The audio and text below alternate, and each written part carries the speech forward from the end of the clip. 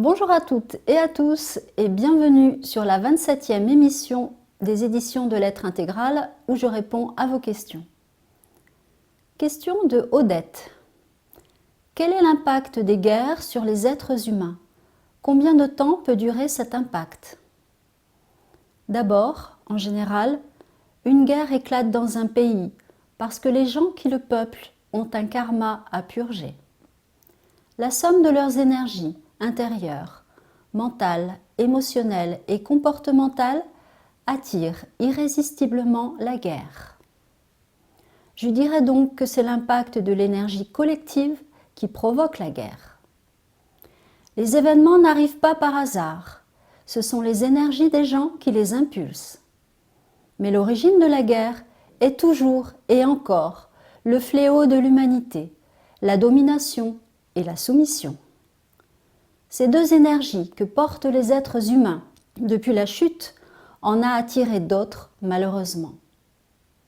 L'envie de tuer afin de pouvoir posséder est le résultat de l'extension de l'orgueil, du sentiment de supériorité, parce que l'être humain a perdu l'amour réel pour lui-même et les autres. Le respect de la vie n'étant pas suffisant, il se laisse piéger lui-même par tout ce qui détruit la vie. Les dictateurs sont nourris par ces énergies destructrices qui, paradoxalement, les font exister. Ils ne savent plus vivre sans faire de mal. Cela devient une seconde nature qui impulse la mort et qui impose la légitimité de tuer et de détruire. Si les individus qui veulent le bien n'ont pas d'impact vibratoire, c'est-à-dire qu'ils ne sont pas sortis ou en bonne voie de sortir de la domination ou de la soumission, ils ne pourront pas stopper les processus destructeurs.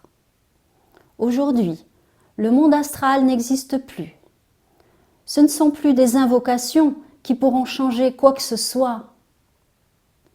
L'être humain doit s'autonomiser et trouver en lui, à partir de son moi réel, la force de sortir du complexe d'infériorité ou de supériorité afin que les énergies qu'il porte puissent impacter sa famille, sa région, son pays. Le karma est aujourd'hui malléable, à condition que chacun mette la main à la pâte. L'impact d'une guerre peut durer un siècle si les individus ne comprennent pas qu'il est important de changer individuellement.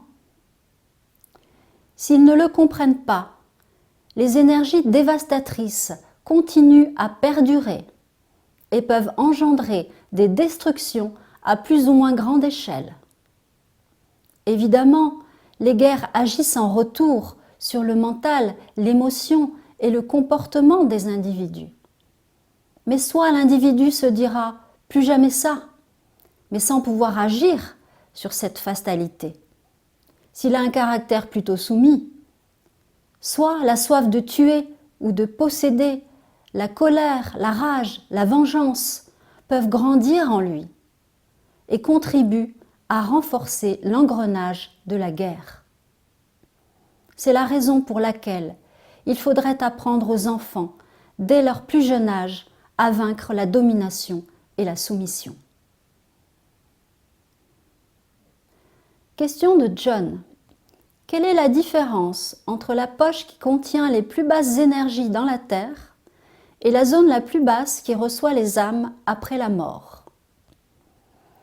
L'âme d'un individu après sa mort physique rejoint la zone qui correspond au taux énergétique de son mental, de ses émotions, de ses comportements et de son corps physique lorsqu'il était vivant.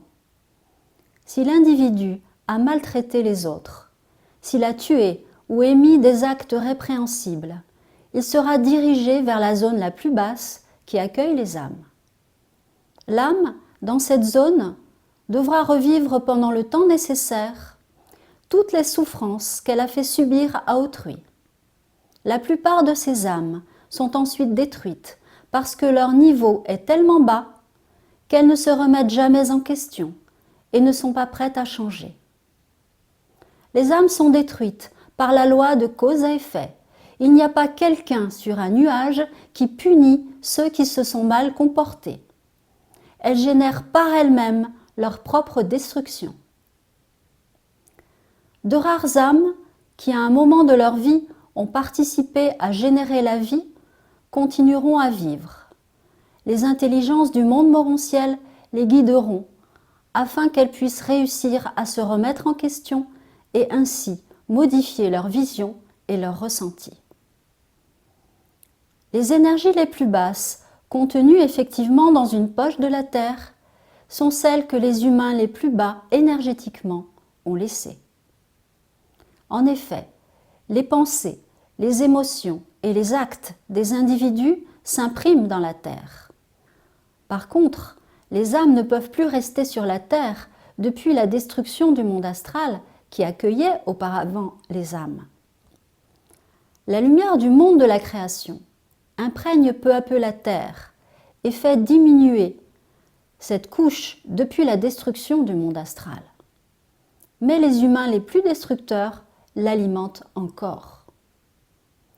La vie réelle, c'est-à-dire exempte des mémoires du passé, pourra s'incarner lorsque les êtres humains auront compris qu'il serait nécessaire d'opérer un tournant à 180 degrés afin de renouveler leur mental, leurs émotions et leurs comportements à partir de leur moi réel, plutôt que de laisser perpétuer leur transmission généalogique. Le monde a besoin de trouver sa raison de vivre, le renouvellement de la vie et non la reproduction du malheur et de la mort.